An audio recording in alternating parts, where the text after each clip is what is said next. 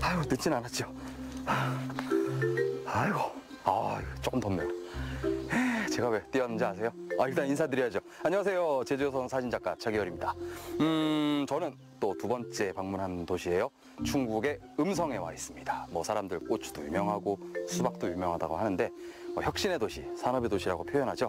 그래서 그런 느낌들을 즐기고 싶어서 왔고요. 첫 번째 방문지 아침이긴 합니다만 제가 왜 이렇게 헐레벌떡 뛰어왔냐면은 제가 좋아하는 맥주 양조장. 어떻게 음성에 맥주 양조장이 있을 수 있을지 모르겠네요. 그것 때문에 제가 막 기분이 좋아서 뛰어왔고요.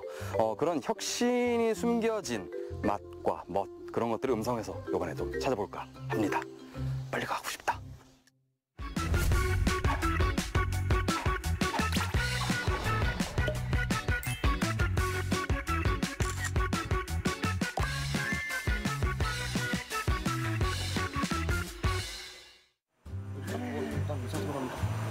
조금만 더 하면 더 좋다 이거. 계세요 여기. 목말라서 맥주 한 잔 먹고 싶어서 찾아왔습니다. 안녕하세요. 네, 뭐 하고 계신 거예요 이거? 아니 저희 지금 이제 우리가 이제 재배한 보리로다가 이제 메가를 제가 만들고 있거든요. 메가를 만든다. 네. 제가 알기로는 대부분 이 맥주 양조장들 보면 수제 맥주 메가는 대부분 이제 수입을 하죠. 네, 수입을 해서 쓰잖아요. 네네네. 근데 여기는 직접 메가를 만드신다고요? 그럼요. 저희는 이제 태생이 원래 농민서부터 시작을 했으니까요. 네네. 우리 재료로다가 우리 술을 만들어야 된다는 생각을 해서. 그럼 보리 재배를 직접 하시는 거예요? 네, 보리까지 직접 재배해서 쓰고 있습니다. 그럼 원래는 농부신 거예요?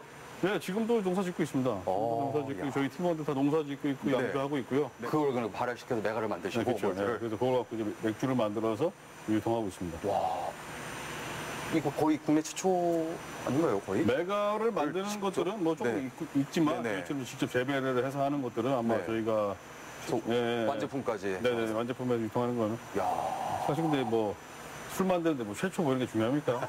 퀄리티가 중요하지. 맞아요. 2012년 군대를 함께 전역한 선후임들과 음성의 털을 잡고 시작한 보리 재배. 보리가 세계 4대 작물이라고는 하지만 우리나라에서 생산되는 보리는 생각만큼 쓰임이 적었습니다. 그런 그들은 보리의 쓰임새를 고민하다가요, 직접 재배한 보리로 수제 맥주 시장에 뛰어든 건데요. 그럼 이게 이제 그 메가를 만드는 기계예요? 네네네. 사실 이런 장비는 우리나라 거는 없습니다. 근데 대부분 사면 독일이나 중국 같은 데서 구입할 수 있는데 이제 이거는요? 저희는 이제 직접 그 국산화하고 싶어갖고 저희가 만든 거죠. 몇 년에 걸쳐서. 이거 만들었다고요? 네, 만들었습니다. 이거 어떻게 만들어? 제가 뭐 용접한 건 아니고 저희가 이제 모든 스펙 뭐 이런 것들 계산을 해서 이제 기계 제작하는 업체에 이런 것들 만들고 싶다 해서 같이 만들었죠. 유기농 보리 재배에 그치지 않고 메가 생산, 맥주 양조까지 직접 할 수 있는 시스템을 갖추고 있는 양조장. 재료 본연의 맛을 극대화시키기 위한 그들의 열정은 누구도 막을 수 없었습니다.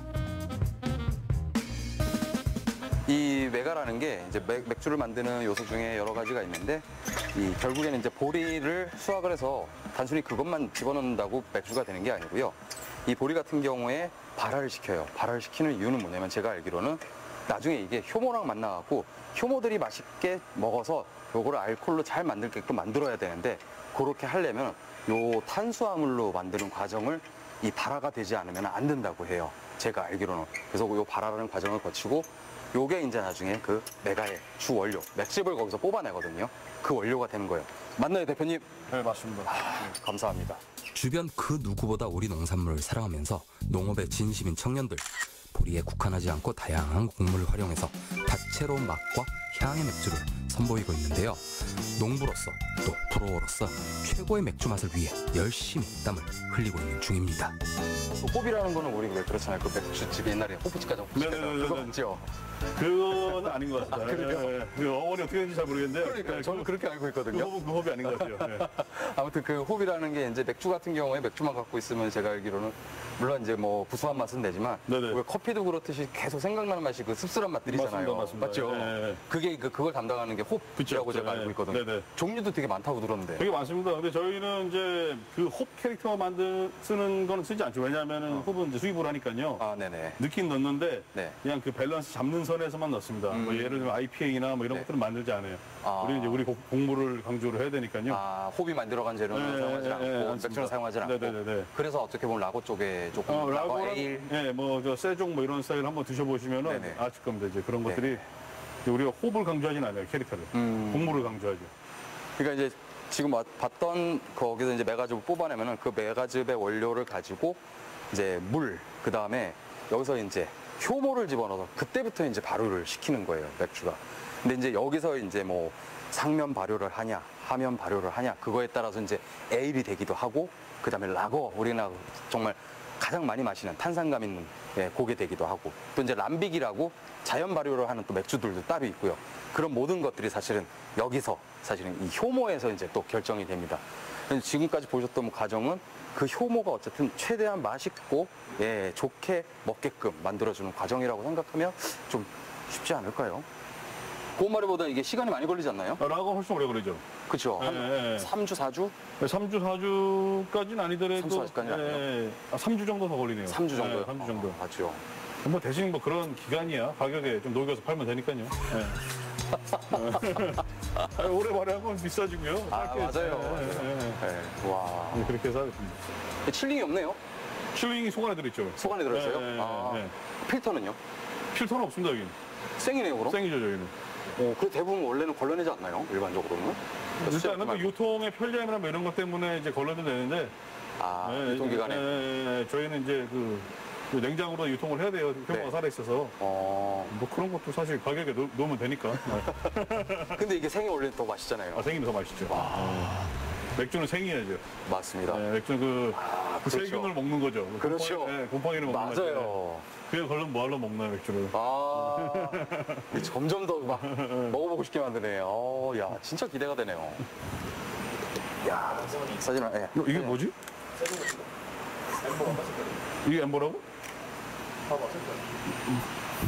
사장님, 네. 투자만 하신 거 아니에요, 혹시? 아닙니다. 아니, 이게 딱 보면 알아야 되는 거 아니에요, 원래? 요즘 너무 잘 나가갖고, 뭐 그런 것까지 신경 쓰지 않습니다. 야, 요거는 이제 어떤 맥주? 이거는 저희 쌀, 우리 메가하고 해서. 쌀이요? 네, 쌀 메가 들어가고, 네. 컬러 내려고 외국고 한 20%쓴 거예요. 네네. 근데 제가 이게 처음에 뭔지 몰라서 그거부터 드렸는데, 네. 그래도 한번 드셔보십시오. 이거는 이제 그 딸기향 같은 거 좀 나고요. 이제 엠버인데 사실은 엠버예요? 그동안 우리가 먹던 엠버들이 너무 저는 좀 싱거워서 제대로 한번 엠버 즐겨보시라 해서 그냥 곡물 최대로 때려놓고 만들었습니다.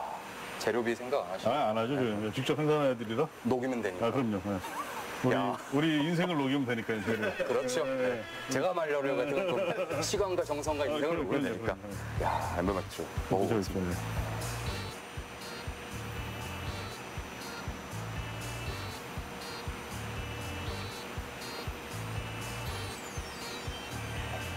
아이고.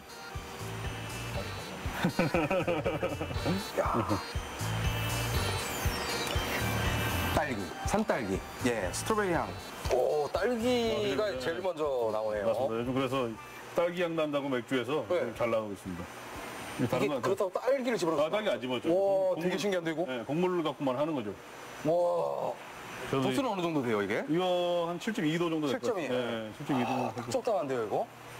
근데 이제 제가 사실 이게 뭐가 뭔지 몰라갖고 저기서 병으로 한번 드셔보실까요? 남미에서도 그런 특당이 있어요. 아침 10시 이전에 먹는 거는 불법이다. 그건 굉장히 큰 범죄다라고 얘기하거든요. 그것도 뭐 나름 살짝 넘었다고. 규율이 있네요. 넘었다고 모르겠습니다. 10시 넘으면 괜찮거든요. 아이고, 딱 한 잔 나오네요. 네, 딱 한 잔. 네, 어이구. 아, 약간 라거라고 돼 있는데 네네. 페일라거 스타일이네요. 네, 베일라고 저 이제 필터링 같은 거 안 하니까요. 아직은 뭐 저 탁도가 있죠. 그러네요, 진짜. 네. 밀도가 되게 높겠다라는 생각이 듭니다. 야, 우리나라 보리로 100% 보리 메가로 만들어서 유기농 인증까지 받은 맥주. 라거.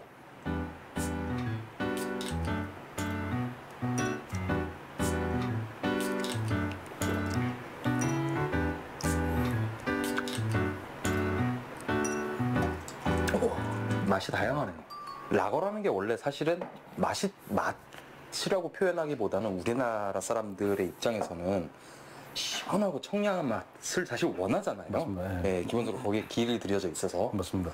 근데 어떻게 보면은 그 결도 잘 이제 국산이라고 표현하죠. 로컬. 네네. 랜디지도 충분히 충족을 하면서 그 다음에 이제 너무 막 진하고 막 이러면은 우리나라 사람들이 그런 거를 또 아직까지는 못 받아들이는 사람들 많잖아요. 못 받아들이시죠. 예. 네. 근데 그 밸런스를 너무 잘 지켰으면서도 곡물 함유량이 워낙 높다 보니까 그 안에서 드러나오는 다양함이 신선하네요, 이거.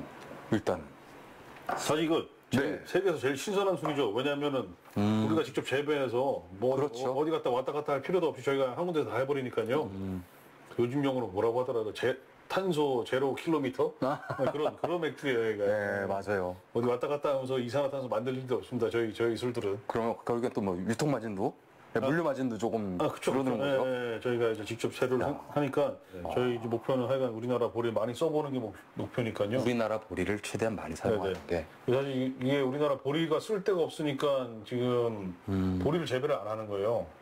쓸 데가 없어서 재배를 안 해요. 네. 사실 쌀도 이제 점점 소비량이 줄면서 문제가 대두가 되고 있잖아요. 근데 이제 그런 주류는 국가에서 좀 장려를 해야 된다. 왜냐하면 이게 주류가 농업에서 사실 반도체예요. 예를 들면 위스키 한 병에 30만 원씩 팔리는 것들에 보리가 뭐 얼마나 들어가겠습니까? 뭐 1~2kg 들어갔겠죠, 뭐 보리가. 근데 그런 것들이 그렇게 부가가치가 생기는 거면은 이런 산업을 장려해서 꼭 내수만 생각할 게 아니라 수출도 좀 생각해서 해야 우리 농업도 살고 뭐 그런 거 아니겠습니까? 근데 우리 너무 농산물을 그 집에서 해먹는 요리 이런 식으로만 자꾸 생각을 하다 보니까 자꾸 그 농업도 경쟁력이 떨어지죠. 그리고 사실 주세 뭐 걷어서 뭐 얼마나 걷습니까 우리나라에서. 사실 이제 세금은 별로 의미도 없는데 그런 것도 좀 규제를 풀어갖고 좀 세계로 수출할 수 있는 그런 술들을 만들어서 나가야 농업인도 좀 살고. 저는 이제 그렇게 생각하니까요. 그러네요, 좀 공무원들 빨리 좀 풀어주십시오.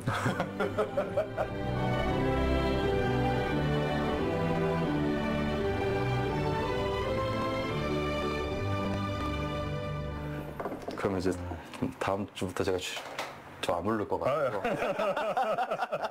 이게 우리나라 전통주는 제가 알기로는 이렇게 외국에 이제 수출을 했을 때 물론 이제 우리나라 거기 때문에 좋은 건 분명하지만 이제 진입장벽이 사실 좀 높다고 생각을 하거든요. 근데 맥주 같은 경우는 사실은 대한민국 그러니까 이게 변방국가잖아요. 너네가 무슨 외국 술 맥주를 만들어? 이런 시각을 갖고 있을 수도 있을 것 같아요. 그렇지 않습니다. 그렇지 않나요? 제가 확인한 게 한 7, 8년 됐을 겁니다. 그 당시 코로나 터지기 전에 그 스코틀랜드 제가 이거 매 같은 거 만들려고 공부를 잠깐 갔는데 그 당시 스코틀랜드 위스키가 문제가 있었어요. 문제가 있었다. 일본 위스키가 치고 들어오는 거예요. 시장. 네, 알고 있어요. 알고 있어요. 근데 일본도 자기네들이 보리 길러서 매가 만들어서 위스키를 만들어 스코틀랜드를 이기고 있는데 왜 우리나라 보리는 왜 안 되는가? 안 될 이유가 전혀 없습니다. 뭐 그런 것들에서 제가 가능성을 보고 이제 여기까지 들어온 거죠.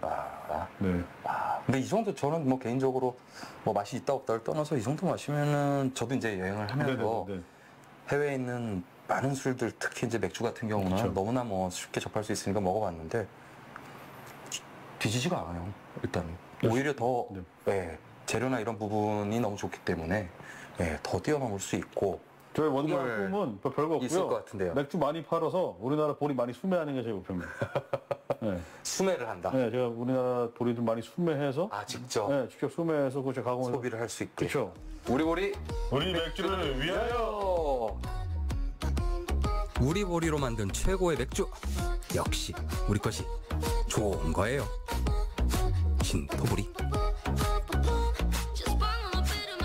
아이고 여기는 완전히 또 신도시네.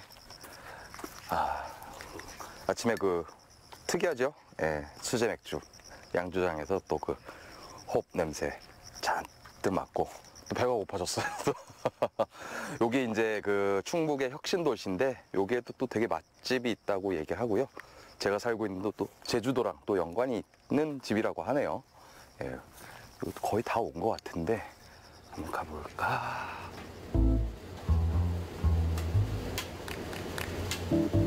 어우야, 시작부터 400도 넘는 뜨거운 열기 풍 화덕이 등장합니다. 평소 쉽게 만날 수 없는 진풍경에 음성의 맛이 한층 더 궁금해지실 텐데요. 이태리 같은 경우에 이제 화덕 피자가 되게 유명하잖아요. 그 화덕 피자의 맛이 어떤 느낌이냐면은 그 도우가 되게 좀 빨리 얇게 빨리 구워지면서 신속하게 내는 것도 있는데, 제가 알기로는 고온에 빨리 구우면은 잔맛이나 이런 것들이 한꺼번에 확 사라진다 그래요. 아마 그거를 생선에 접목을 시켜서 뜨거운 열기 속 지글지글 익어가는 모습에 침샘이 요동을 치는데요. 한번 맛보면 그 맛을 잊을 수 없다는 화덕 생선구이. 인기 메뉴 고등어, 삼치, 갈치를 비롯해서 5종류의 생선구이를 선보이고 있습니다.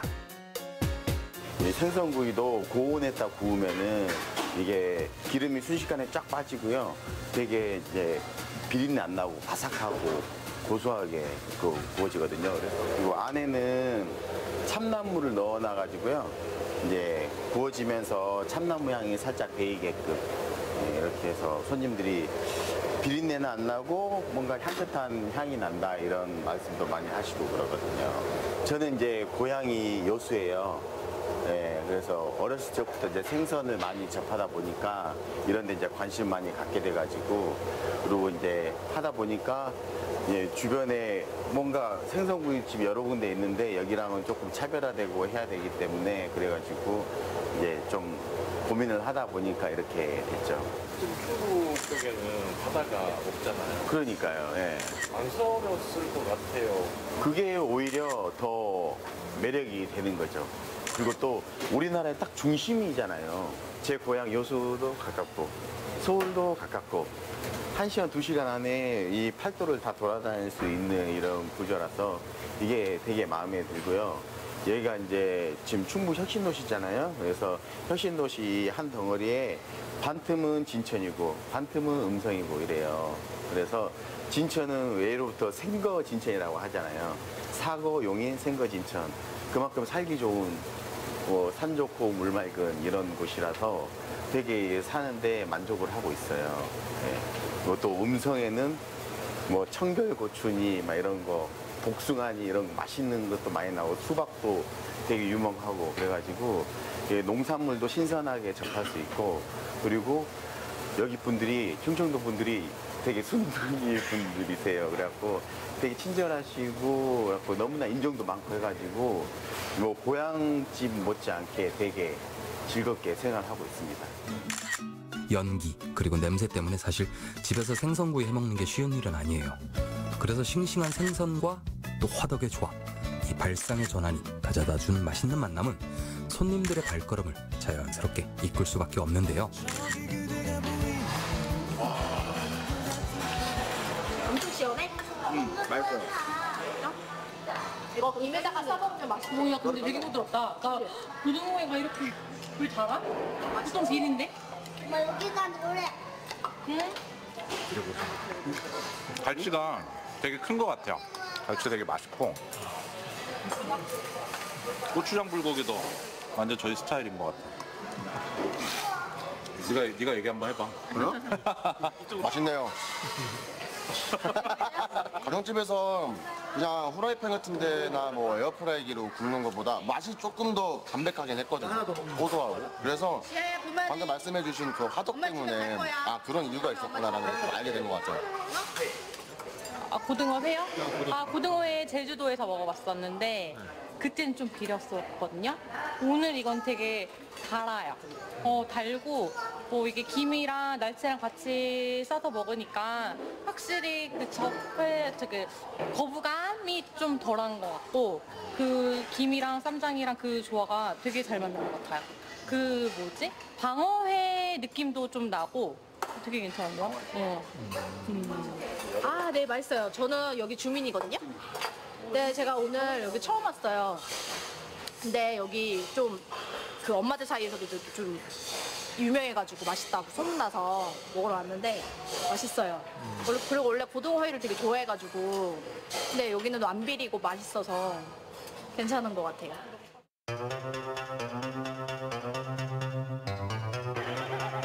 맛집이 내놓은 특급 별미도 있습니다. 달달함 대신에 매콤하게 버무려낸 고추장 불고기. 누구라도 호기심에 주문하게 만드는 고등어 회인데요. 저도 육지에서 고등어 회를 할 거라고는 상상도 못했는데 어느 순간 보니까 하고 있네요. 이거. 네. 따로 이렇게 뭔가 기술이 발전해서 이렇게 된 건가요? 그렇죠. 이제 예전에는 뭐 양식도 안 되고 뭐 낚시로 잡아가지고 맞아요. 성미가 워낙 급하니까 바로 죽어버리거든요. 뜨면은.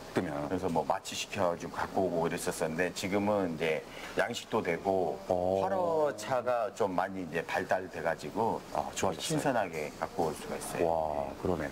그럼 얘네는 어디서 온 애들입니까? 예, 거제도랑 뭐 예. 육지도랑 이런 데서 양식을 하는데 네. 저희는 이제 통영에서 아. 예, 올라오는 것들이에요. 이게 사람들이 참 비리다고 생각하거든요. 예. 네, 근데 저는 사실 그 맛을 알아요. 예, 그렇죠. 예. 그러니까 우리 손님들이 예. 고등어회 주문할 때 좀 겁을 내세요. 그쵸. 이거 비린 거 아니에요? 비려서 못 먹겠는데 저 비린 거 못 먹는데 막 이러거든요. 네. 제가 딱 한마디 하죠. 네. 만약에 드시고 비리면은 돈 안 받습니다. 맞아요. 예. 맞아요. 진짜 비린내 하나도 안 나요. 맞아요. 예.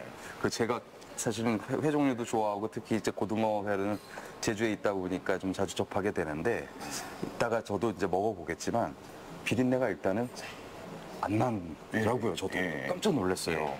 생선은 비린내가 많이 나는데 한번 제가 먹어보면서 나중에 또 평가를 내려드릴게요. 예. 화덕에서 구워 더 맛있어진 생선구이와 푸른 비늘 빛나는 고등어회가 푸짐하게 한 상 차려졌는데요.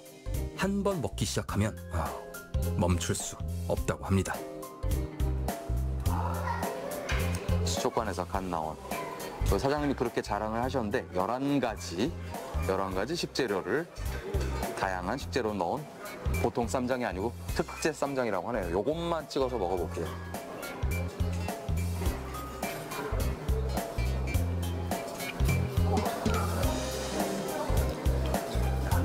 맛도 탱글탱글하고 식감도 찾아요. 오, 맛있네요. 맛있네요. 자랑할 만하네요. 이거 쌈장 맛있네요. 쌈장.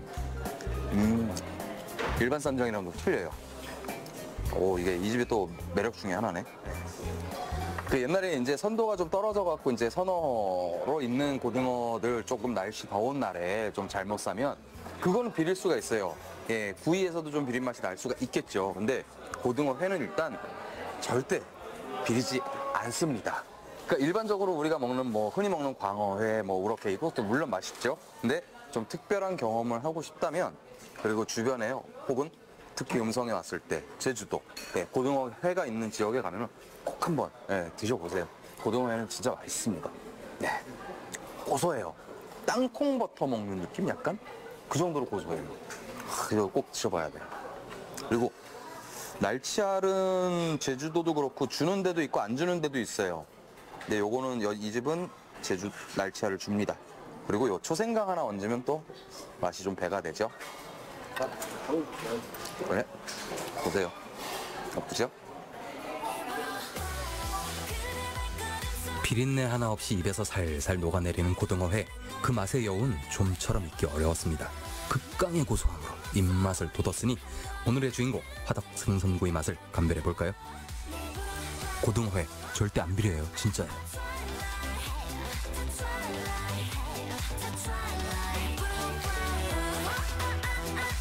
이 화덕에 구운 생선 어떻게 보면 굉장한 아이디어이기도 하고요. 네. 맛이 없을 수가 없는 게 그 480도의 그 정말 고온의 기름이 한꺼번에 쫙 빠지면서 대신 오랜 시간 굽는 게 아니기 때문에 수분은 그대로 유지하고 있다. 네, 그 다음에 참나무까지 넣어서 훈연의 맛까지 코팅을 했다라고 하니까 이건 또 맛이 없을 수가 없지만 먹어봐야죠. 그리고 참고로 이렇게 생선 모듬으로 나오는데 갈치, 삼치, 고등어가 이 세 가지 맛있는 생선이 한 번에 나와서 다양한 맛을 즐길 수 있다는 게 또 특징이에요. 이게 카메라에 담길지는 모르겠는데요. 드셔보시면 알 것 같은 게 촉촉해요. 촉촉하고 비린내 없습니다. 없어요. 없어. 오, 맛있다. 갖고 있는 수분이 하나도 안 날아갔네요. 이거 맛있네. 야, 한국에서도 그렇지만 이거 화덕 유럽, 이탈리아 같은 데 가서 피자 꺼내놓고 생선 잡아다 거기서 생선 구워서 팔면 엄청 장사 잘 되겠는데? 야, 정말 맛있는데요? 그 고등어에 관련된 재미난 이야기를 좀 들려드리자면요. 고등어가 일본 말로 사바라고 하거든요. 사바, 일본 말로. 예. 그래서 이제 고등어 초절임은 시메 사바라고 이제 일본어로 그렇게 얘기를 하는데, 왜 우리 그 사바사바, 예, 사바사바 한다 그러잖아요. 그러니까 무언가 이렇게 정직하게 무언가를 취득을 하는 게 아니고 서로 이렇게 내통을 해서 혹은 뭐 뇌물을 줘서 이렇게 뭔가 이익을 얻는다라고 할 때 사바사바라고 하는데, 요것도 이제 여러 가지 어원이 있는데, 그 재밌는 이야기가 옛날에 일제 강점기 때 고등어가 우리처럼 지금처럼 흔하지 않고 굉장히 귀했대요. 그래서 뭐 일본 순사들한테 무언가 이렇게 불법적으로 청탁을 할 때 상자에다가 고등어를 갖고 가서 다 줬다고 합니다. 그러면 일본 순사가 이거 보고 뭐야? 사바사바? 고등어? 그러면 이제 그런 이제 거래가 성사가 이렇게 됐다고 하는데, 그래서 그 사바사바라는 말이 요 고등어에서 나온 얘기가 아닌가 라고 얘기를 합니다. 재밌죠, 이것도? 재밌지 않나요? 별로 안 재밌어요? 나만 재밌나? 어떻게 보면 평범하다 생각할 수 있는 메뉴지만 하나하나에 보이지 않는 정성 그리고 노력이 배어 있는데요.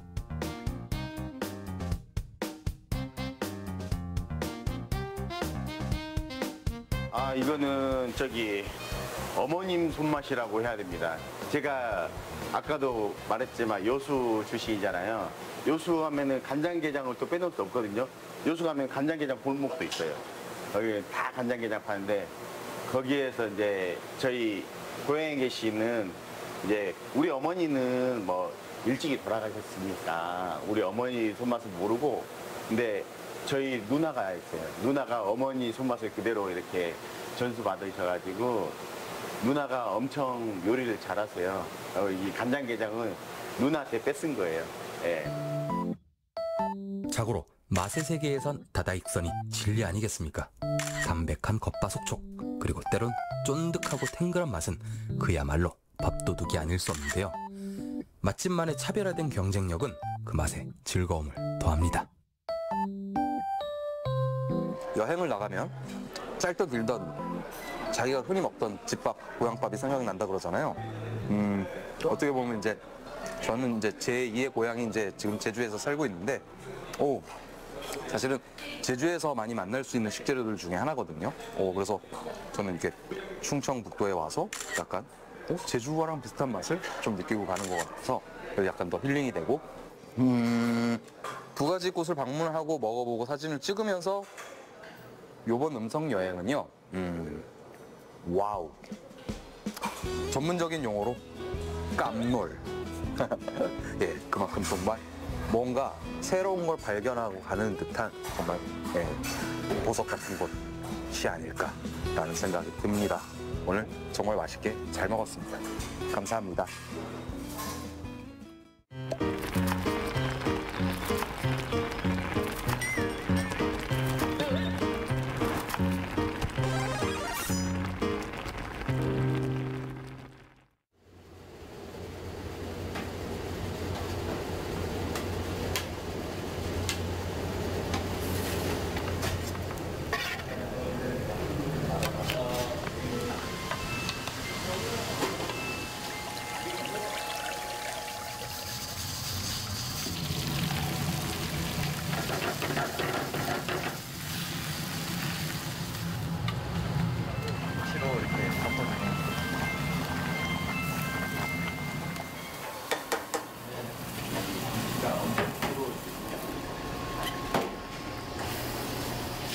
이게 고소하죠. 이거를 우리 특제 쌈장에다가 찍어 먹으면은 엄청 고소하고 맛있어요. 쌈장.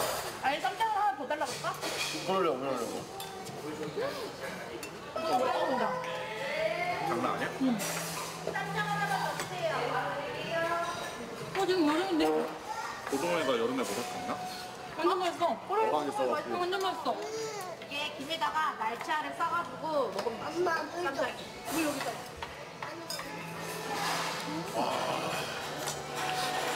엄청 시원해? 야, 근데 되게 부드럽다. 나 고등어회가 이렇게 물 달아?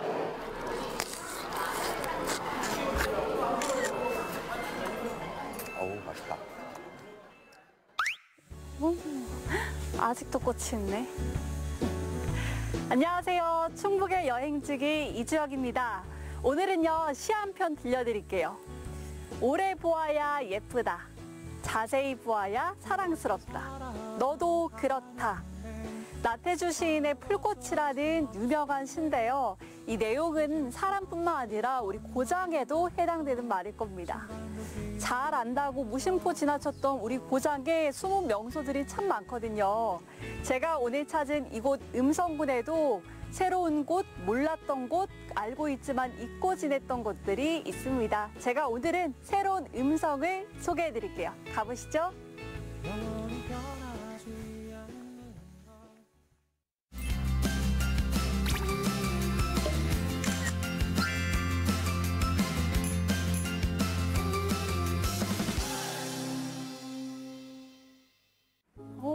와, 알록달록하다. 안녕하세요. 안녕하세요.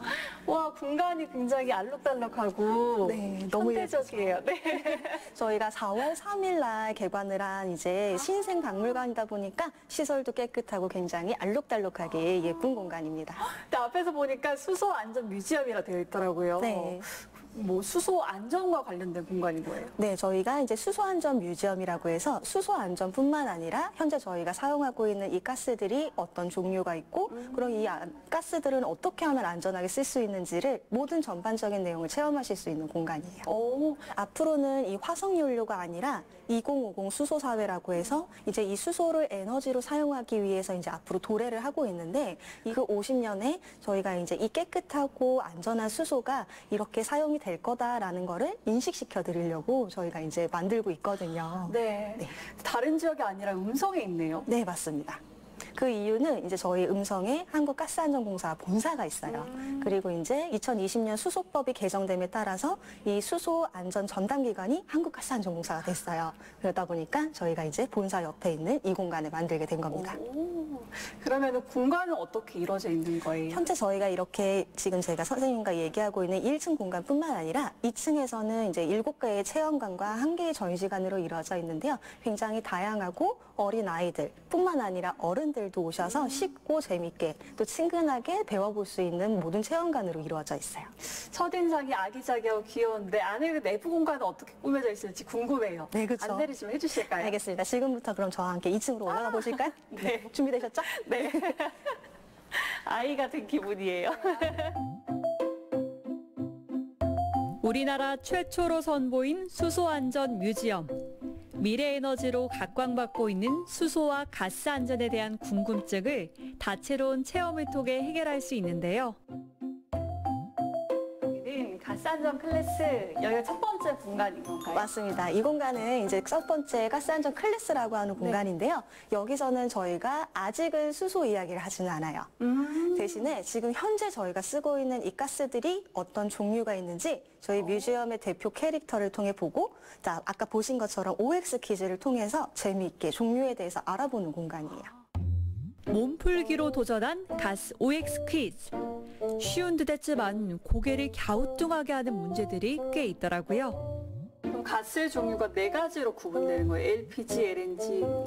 부탄, 수소. 이제 수소랑 부탄은 사실 가스 종류로 들어가긴 조금 어렵고요. 저희가 지금 사용하고 있는 가스들은 보통 LPG나 LNG로 2가지로 나뉩니다. 그러니까 LNG 같은 경우에는 저희가 현재 집에서 쓰고 있는 도시가스가 바로 LNG예요.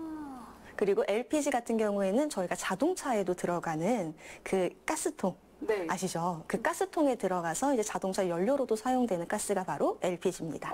근데 중간에 보니까 수소가 가장 가볍다고 하더라고요. 네, 맞습니다. 공기보다도 14배나 가벼운 특징이 있기 때문에 지금 저희가 살고 있는 이 지구상에 지금 땅을 딛고 서 있는 힘을 뭐라고 하죠?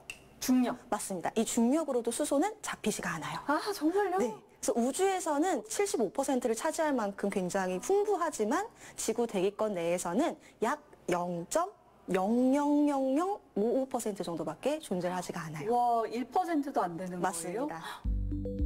가스의 종류와 개념에 대해 짚어봤으니 이번엔 안전의 중요성도 살펴봐야겠죠? 이 안전에 대한 이야기는 계속해서 많은 분들이 안전하게 조금 더 이 가스 사고에 대해서 경각심을 좀 일으키고 이 안전에 대한 것은 계속 이제 저희가 주지를 시켜서 일어나지 않게끔 하는 것이 저희 뮤지엄의 목표이기 때문에 그래서 계속 안전에 대한 이야기를 하고 있는데요. 조금은 무거울 수 있는 이 내용을 저희가 재밌는 게임을 통해서 알아보실 수 있는 공간이 바로 가스 안전 챔버라고 하는 공간입니다. 네, 이제 여기까지가 가스와 가스 안전에 대한 이야기를 이제 모두 마치고 이제 수소 유니버스로 들어가게 될 텐데 이 유니버스에서는 이제 관람객분들께서 처음으로 수소를 만나시게 되는 공간이 될 거예요. 오, 여기 바다 아닌가요? 너무 멋지죠? 네. 그래서 여기서는 저희가 이 수소의 멋진 순환 과정을 이제 영상으로 만들고 저희 뮤지엄의 대표 포토존이에요. 인생샷 건지실 수 있는 공간입니다. 근데 물은 있는데 수소는 없잖아요. 이 수소는 물에 굉장히 풍부합니다. 이제 물에서부터 시작하는 가장 단순한 원소이기 때문에 저희가 이렇게 멋진 파도 영상으로 이제 수소를 표현을 한 거고요. 여기서는 이 수소가 에너지, 산소와 만나서 에너지로 전환이 됐다가 다시 에너지로 모두 쓰임을 하고 나면 물로 다시 돌아가는 이 멋진 수소의 순환 과정을 영상으로 만든 공간이에요.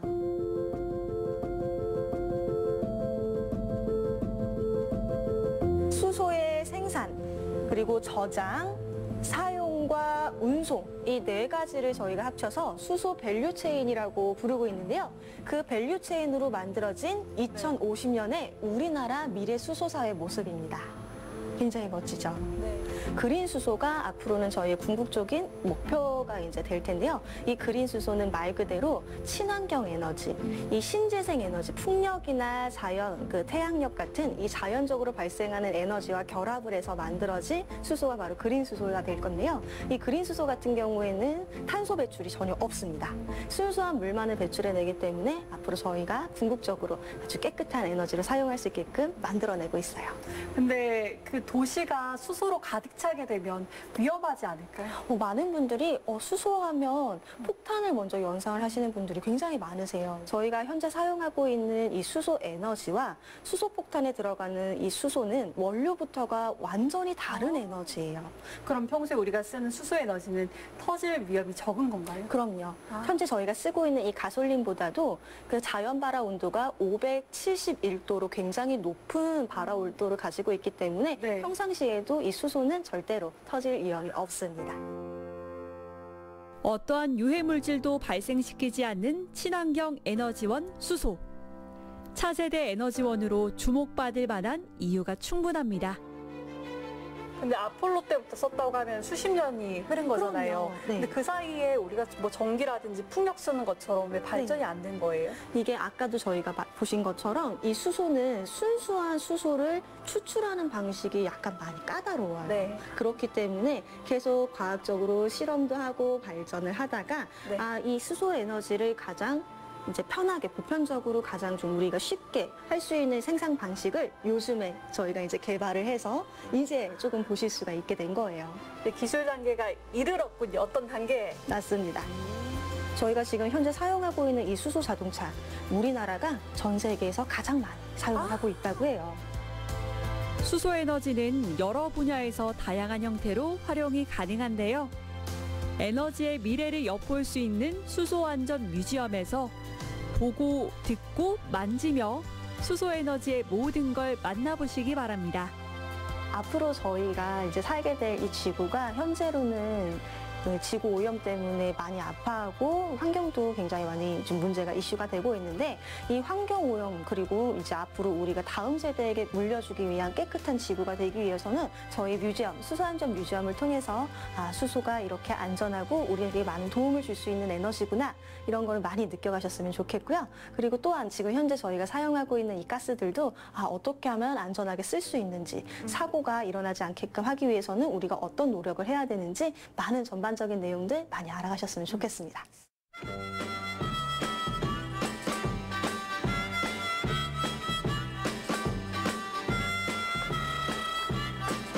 다들 일하시는 것 같은데 들어와도 되는 건가? 사무실. 사무실. 여기로 오라고 하셨는데 여긴가? 안녕하세요. 어서 오세요. 근데 여기 들어와도 되는 거예요? 아, 네, 물론이에요. 들어오셔도 됩니다. 저 회사 직원 아닌데. 회사 직원분이 아니셔도 365일 두부를 생산하고 있는 공장을 언제나 보실 수 있도록 저희가 일정한 날들을 정해서 이렇게 현장을 공개하고 있습니다. 아, 그럼 이거를 견학 프로그램이라고 하나요? 네, 팩토리 투어 프로그램이라고 부르고 있습니다. 팩토리 투어. 저는 좀 생소한 개념이긴 한데 어떤 거예요? 팩토리 투어에는 총 11개의 기업이 참여를 하고 있는데요. 공장 곳곳에서 제품을 생산하고 유통하기 위해서 활동하는 모습들을 소비자가 직접 보시면서 직접 제품에 대한 신뢰감도 얻으시고 제품이 어떻게 만들어지는지 제품에 대한 정보도 알아가실 수 있는 견학 프로그램입니다. 팩토리 투어 프로그램은 2018년부터 시작되어서 올해 들어 5년을 맞았고요. 저희 기업 프로그램은 2008년에 시작이 되어서 올해 들어 15년을 맞았습니다. 음성엔 현재 11개 산업단지에서 2,300여 개 기업이 다양한 제품들을 생산하고 있는데요. 음성군은 산업과 관광 자원을 결합해 흥미진진한 팩토리 투어라는 이름으로 이색 즐거움을 선사하고 있습니다. 콩을 각각 연구소로 이미 샘플을 추출하여서 가지고 가서 연구소에서 여러 가지 검사들을 거쳐서 콩에 대해서 콩 외관과 콩 속살까지 전체적인 검사를 진행하고 양질의 콩들만 가지고 와서 사용을 하고 있습니다. 저렇게 2배가량으로 이제 콩이 불려지고 나면 다음 단계는 뭐예요? 콩을 이제 잘 갈아야지 두부를 만들 수가 있기 때문에 전통 맷돌 방식의 기계를 가지고 콩을 곱게 갈아서 두부로 만들고 있습니다. 팩토리 투어라는 게 자체가 진짜 그 기업의 자신감인 것 같아요. 맞아요. 자부심을 가지고 보여드리고 있습니다. 사실 그 집에 손님들 초대할 때에도 주방만큼은 잘 보여주고 싶지 않아 하잖아요. 그런데 저희가 저희 제품들을 만드는 주방, 바로 공장을 보여드리기 위해서 늘 바른 먹거리 원칙, 그리고 햇섭보다 더 까다로운 PQS라고 하는 저희만의 위생과 안전에 대한 그 방침들을 바탕으로 내부 늘 잘 관리하고 있고, 관리하고 있는 모습들을 소비자에게 직접 보여드리면서 더 신뢰하고 믿고 먹을 수 있는 제품들이 생산이 되고 있다라는 부분뿐만 아니라 또 제품들이 만들어지는 모습 직접 보시면 마트에 가셔서 제품 보았을 때 굉장히 친근감 느껴지시는 것 같더라고요. 그래서 저희 제품들 저희 공장에서 생산되는 모습들 기억해 주시면서 한 번이라도 더 선택해 주실 수 있도록 저희가 이 프로그램을 잘 운영하고 있습니다. 팩토리 투어에서라면 두부 만들기 어렵지 않습니다. 선생님, 변신하셨네요. 아, 네. 그렇게 두근두부 선생님으로 변신했습니다. 두부쌤. 네. 저희 두부가 만들어지는 과정 보시고 오셨잖아요. 실제 두부는 슬로우 푸드의 대표라고 할 수 있어요. 두부가 콩이 불려지면서 한 팩의 두부로 만들어지기까지 41시간 정도? 굉장히 긴 시간이 걸리는데요. 오늘 함께 2박 3일 캠프를 할 수 있는 건 아니어서 제가 10분 안에 뚝딱 하고 두부를 직접 만들어 보실 수 있도록 두부를 만들 수 있는 재료들을 준비해 봤습니다. 콩물 대신 두유에 응고제를 첨가하면 이렇게 몽글몽글 순두부가 만들어지는데요.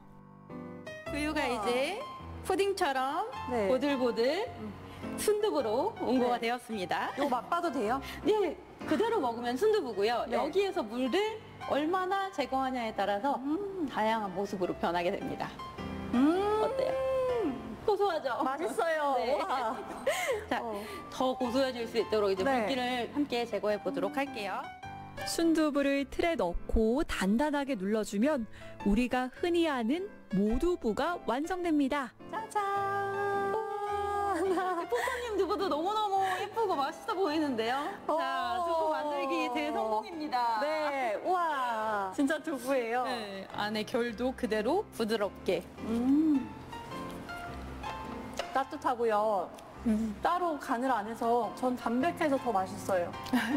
그리고 처음부터 많이 잘게 안 잘랐잖아요. 그래서 말씀하신 대로 정말 식감이 사르르 녹아요. 부드럽게 됐어요. 네. 식물성 단백질로 건강도 챙기시고요. 맛있는 먹거리, 건강한 먹거리 꼭 챙기시기를 바라겠습니다. 바르게 만든 두부 드시고 건강하세요.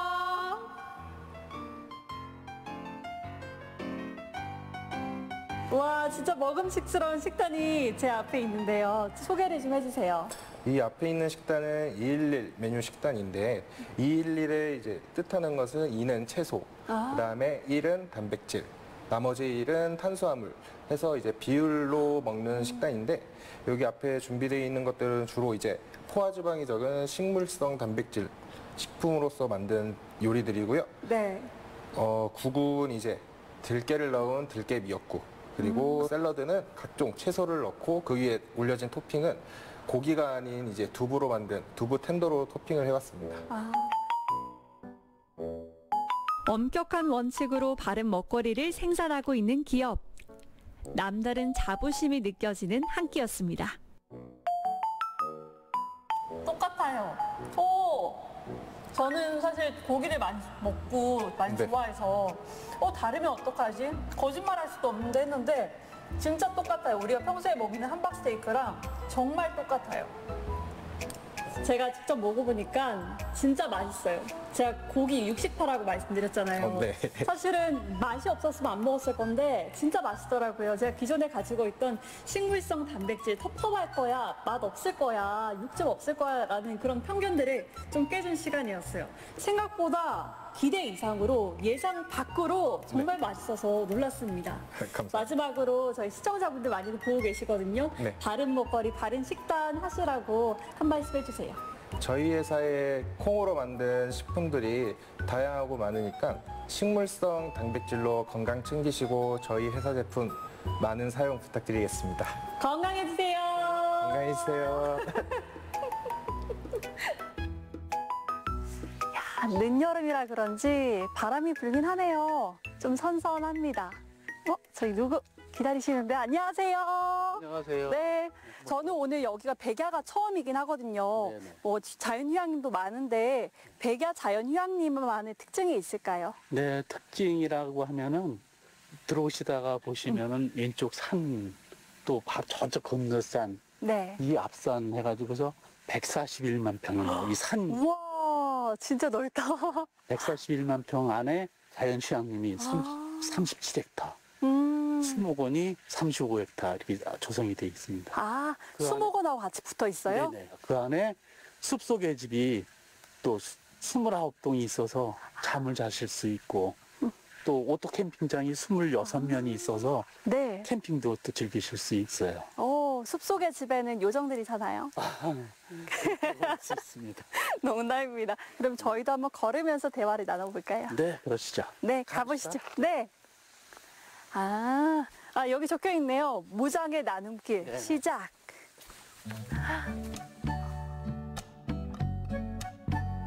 숲길을 걷다 보면 작고 사랑스러운 풀꽃이 가는 발걸음을 잡아 세우는데요. 짙어가는 숲내음도 만끽해봅니다.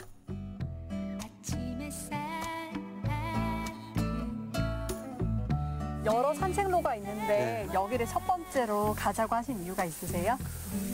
네, 무장의 이제 길이 조성이 돼서 네. 뒤에 야생화도 많이 심고 그 풀들도 많이 자라고 그래서 아주 어린이들한테는 학습 효과가 있고요. 어른들한테는 추억을 되새길 수 있는 아주 좋은 길이에요. 가까이서 또 네. 야생화라든지 이런 네. 풀들을, 나무를 볼 수가 있어서 굉장히 좋습니다. 그리고 바로 여기 매미 소리가 막 들리죠? 네.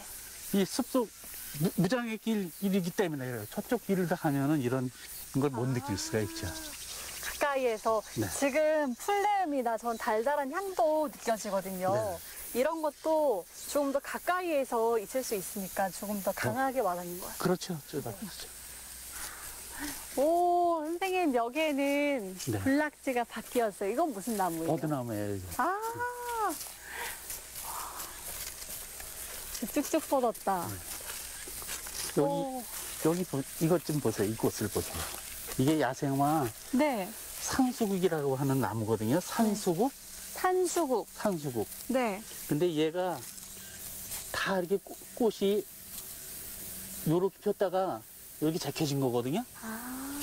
얘는 가짜 꽃이에요. 바깥에 있는 것들은. 이게 진짜 꽃이에요. 진짜 꽃이 씨를 맺은 건데 네.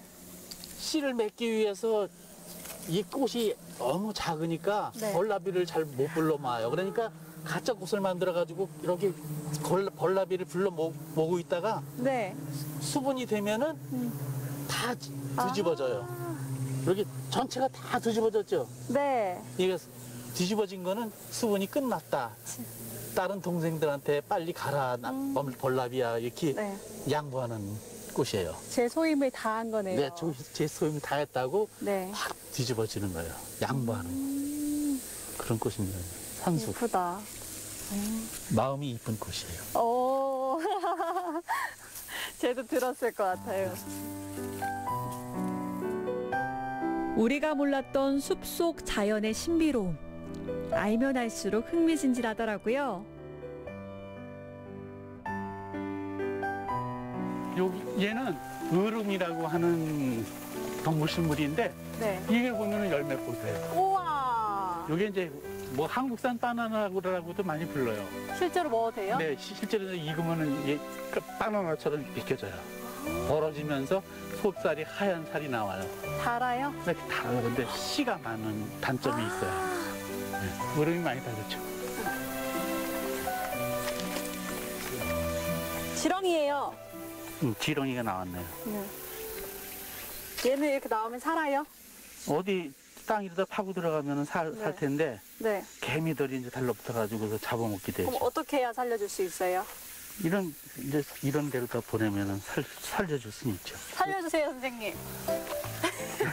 제가 할게요. 여기 그런 데는 들어가기 쉬우니까. 들어갔으면 좋겠다. 네, 들어갈 것 같아요? 들어가요. 들어가요? 파고. 네. 내가 살려준 거야. 네. 아주 착한 사람이시네. 박씨를 물어다 주겠죠? 네.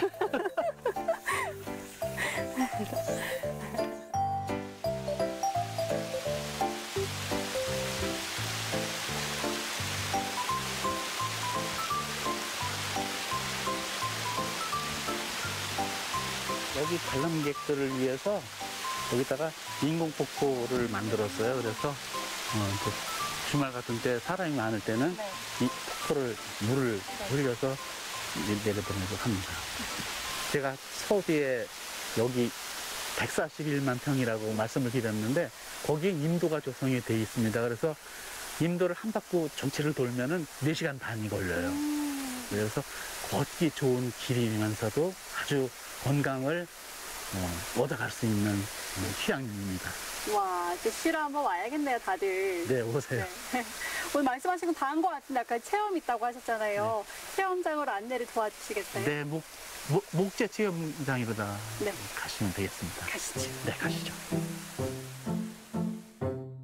이제 여행에서 체험은 선택이 아닌 필수입니다. 목재문화체험장에서 나무가 전하는 매력을 마음껏 느낄 수 있다는데요. 짠!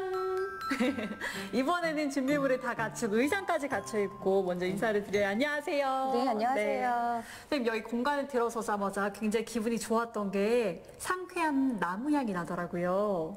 어떤 공간이에요?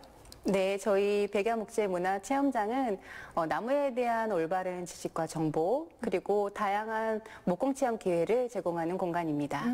네, 1층에는 전시실과 아이들이 체험할 수 있는 아이들 놀이공간이 있고요. 그다음에 2층에는 영상교육을 할 수 있는 시청각실과 그리고 이렇게 체험 공간으로 되어 있습니다. 지금 뒤쪽에 걸어오면서 봤던 것들이 다 여기에서 만들 수 있는 것들이에요? 이제 아이들 같은 경우에는 자동차나 연필꽂이, 보석함 정도 할 수 있고요. 그다음에 또 이제 성인 같은 경우에는 아이와 함께 부모님이 함께 도와주신다면 사각쟁반이나 독서대, 그리고 은행나무 도마를 많이 하시는 편입니다. 앞에 오늘은 저는 뭐 만들어 볼까요? 네, 오늘은 사각쟁반을 만들어 볼 텐데요. 네, 완성품이 이렇게 완성되는 사각쟁반이고요. 약간의 높이가 있는 쟁반이네요. 네, 이제 조립 방법으로는 먼저 이렇게 거친 나무를 부드럽게 해주는 사포질 먼저 하실 거고요. 각종 생활소품부터 예술작품까지 목공에는 우리 생활 속 가까이 자리 잡아왔습니다. 취미로 즐기는 분들도 정말 많아졌다고 하고요. 이건 나무가 뭐예요? 레드파인이라고 하는 소나무예요. 소나무구나. 껍질 벗김이 이런 색깔일 줄 몰랐어요. 네, 레드파인은 이제 은은한 붉은빛이 돈다고 해서 레드파인이고요. 지금은 또 이렇게 안 보일 수 있지만 5일 마감 처리를 하고 나면 이제 은근한 붉은빛을 보실 수 있을 거예요.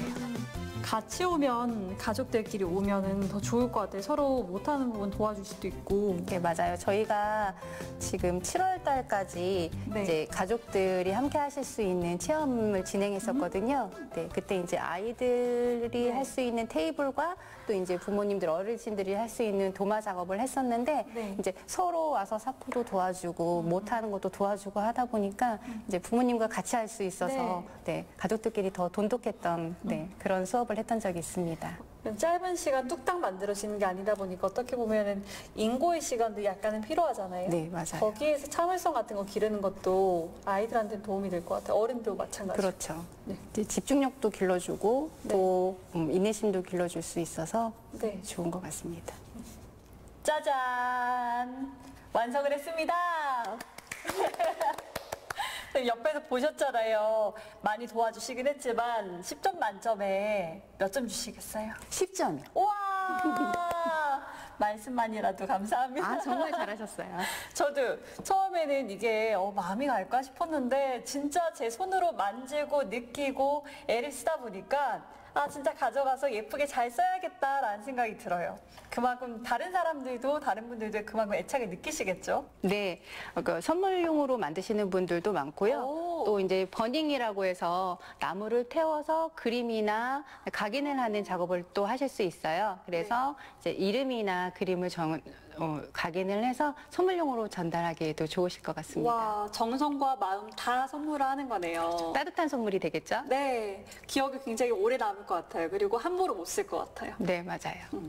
자, 이렇게 해서 백야 자연휴양림 목재문화체험장에서 만들기를 통해서 저희가 마지막 시간 보내봤는데요. 제가 맨 처음에 시작할 때 내가 알고 있지만 색다른 음성을 만날 수 있을 것 같습니다 라고 말씀드렸는데 여러분은 어떻게 좀 만나셨나요? 오늘은요, 새로운 면도 발견하고요. 그 새로운 면을 체험을 통해서 더 가까이에서 접할 수 있었던 시간이었습니다. 쉼과 여유가 있는 음성으로 오세요.